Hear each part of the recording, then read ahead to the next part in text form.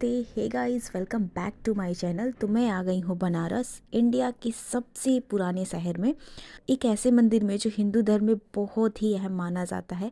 India के 12 ज्योतिर्लिंगों में से एक। Welcome to Kashi Vishwanath Dham. काशी विश्वनाथ धाम एक ऐसी जगह है जहाँ हर साल लाखों में लोग आते हैं और इस मंदिर की बहुत ही पुरानी कहानी है। भारतीय संस्कृति ये मानती है कि बनारस इंडिया का सबसे पुराना शहर है। इंडियन होके भी मुझे यहाँ आके लगा कि मैं किसी और ही देश में आ गई हूँ। यहाँ आके बहुत शांति मिला, बहुत ही अलग एनर्जी है बनारस। इंडियन कल्चर के अकॉर्डिंग शिव जी ने खुद बनारस की स्थापना की थी और बनारस पहुँचते ही हम दो चीज़ों को तुरंत नोटिस करेंगे। पहली चीज़ स्पिरिचुअलिटी, और सिर्फ हिंदू धर्म की ही नहीं, अलग अलग धर्म से रिलेटेड स्पिरिचुअलिटी। और दूसरी संतुष्ट लोग। वैसे तो कहा जाता है आप बनारस आए हो, आपको काशी विश्वनाथ विजिट करना चाहिए, संकट मोचन हनुमान मंदिर विजिट करना चाहिए, काल भैरव मंदिर विजिट करना चाहिए, दुर्गा कुंड मंदिर को विजिट करना चाहिए, और ऐसे कई पुराने मंदिर हैं उनके दर्शन करनी चाहिए। तो काशी विश्वनाथ मंदिर में फ़ोन अलाउ नहीं है, इसलिए हम वहाँ का आपको कुछ भी नहीं दिखा सकते, बट जाके सुकून बहुत मिला। बट मैंने एक चीज़ ना अपनी लाइफ में एक्सपीरियंस किया है जो मैं कभी नहीं भूल सकती। बनारस की वर्ल्ड फेमस गंगा आरती। जी हाँ, मतलब हम जा रहे हैं गंगा आरती। ये बनारस की मोस्ट हैपनिंग जगह है और यहाँ बहुत ज़्यादा भीड़ थी और बहुत ज़्यादा एनर्जी भी फील हो रहा था। सबसे पहले सब ने मुझे पहले ही कहा था कि अगर आप बनारस जा रहे हो ना तो गंगा आरती को बिल्कुल भी मिस मत करना। और मैंने सच में गंगा आरती, मतलब इतनी अच्छी फील आ रही थी, इतनी अच्छी एनर्जी, इतनी अच्छी वाइब मिली वहाँ जाके गंगा आरती देख के, मतलब क्या बताऊँ। फिर जैसे हम गंगा घाट गए तो हमारे पास आरती में बहुत टाइम था अभी, तो हमने वोट, अगर आप गंगा घाट जल्दी पहुँच गए ना तो आपको, तो मैं रिकमेंड करूँगी कि आपको एक बार वोटिंग ज़रूर करना चाहिए। मतलब गंगा आरती से पहले आप वापस आ जाओगे। वोटिंग का चार्ज पर पर्सन 100 रुपीज़ वो चार्ज कर 100 रुपीज़ करके लेते हैं वो एक जन का। तो यहाँ पे मैं जा रही हूँ वोटिंग के लिए, और बहुत सारी बोर्ड्स थे, सिंपल भी बोर्ड थे, डेकोरेटेड भी थे, लाइटिंग वगैरह सब लगा रखा था। बहुत अच्छा लगा, तो हमने अपना वोटिंग स्टार्ट कर दिया। मतलब बहुत अच्छा लग रहा था। और रात के टाइम पे तो मतलब शाम के टाइम पे लाइटिंग वाइटिंग हर घाट, यहाँ पे मतलब आपको बहुत सारे घाट देखने को मिल जाएंगे।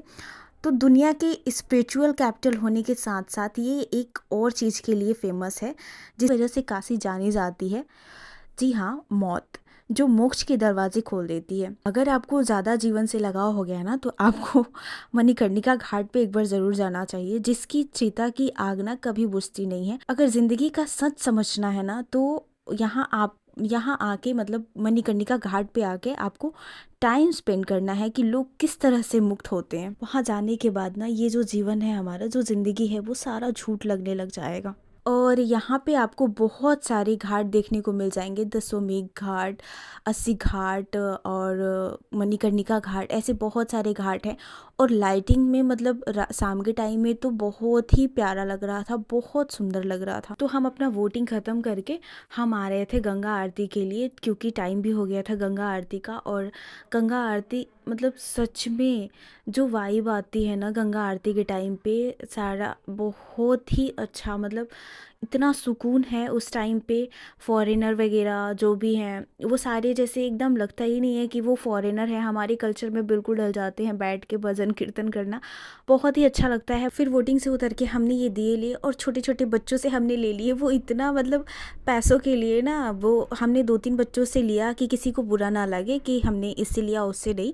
वो 2-3 साथ में रहे थे तो हमने तीनों से ही ले लिया। अब तीनों आपस में झगड़ने लग गए थे कि मेरे पैसे मेरे पैसे। तो फिर हमने सारे को पैसे दिए। उसके बाद हमने ये दिए गंगा जी में डाल। और यहाँ पे आप गंगा आरती के लिए जो डेकोरेशन किया हुआ है वो आप देख सकते हो, बहुत ही प्यारा लग रहा था। पूरा लाइटिंग, फ्लावर वगैरह जो भी सब कुछ लेके बहुत ही सुंदर से डेकोरेट किया गया था। और कुछ ही टाइम में गंगा आरती स्टार्ट होने वाली थी, तो भीड़ आप देख ही सकते हो कितना ज़्यादा भीड़ है, मतलब बहुत ही ज़्यादा भीड़ था। फाइनली हमें जगह मिल गया गंगा आरती देखने के लिए।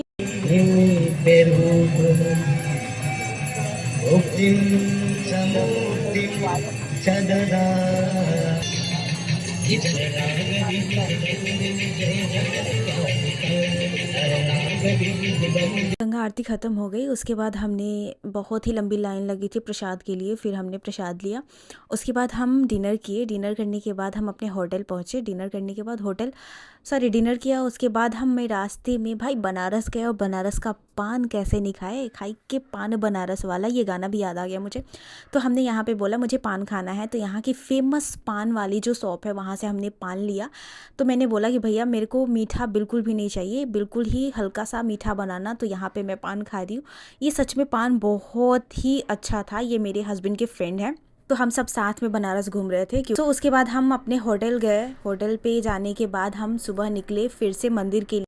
तो सबसे पहले हम गए काशी विश्वनाथ मंदिर, जहाँ पे लाइन बहुत लगी हुई थी ऑलरेडी, लेकिन थोड़ा जल्दी गए थे तो उसकी वजह से हमें भीड़ कम मिला। तो मंदिर में फ़ोन अलाउ नहीं था, इसलिए हम कुछ भी शूट नहीं कर पाए, आपको हम कुछ भी दिखा नहीं सकते। बनारस में आपको बहुत सारे छोटे छोटे मंदिर मिल जाएंगे। यहाँ पे मैं काल भैरव मंदिर जा रही हूँ। काल भैरव मंदिर में भी फ़ोन अलाउ नहीं था, इसलिए कुछ भी कैप्चर नहीं किया। देन उसके बाद हम गए दुर्गा कुंड मंदिर। तो जैसा कि आप इस ब्लॉग में बनारस की बस एक झलक देख रहे हो दोस्तों, ये था हमारा बनारस का एक्सपीरियंस। बनारस को एक्सपीरियंस करना है तो आपको खुद बनारस आना होगा। तो ये था हमारा आज का ब्लॉग। कैसा लगा आपको कमेंट करके ज़रूर बताना। मिलते हैं नेक्स्ट ब्लॉग में।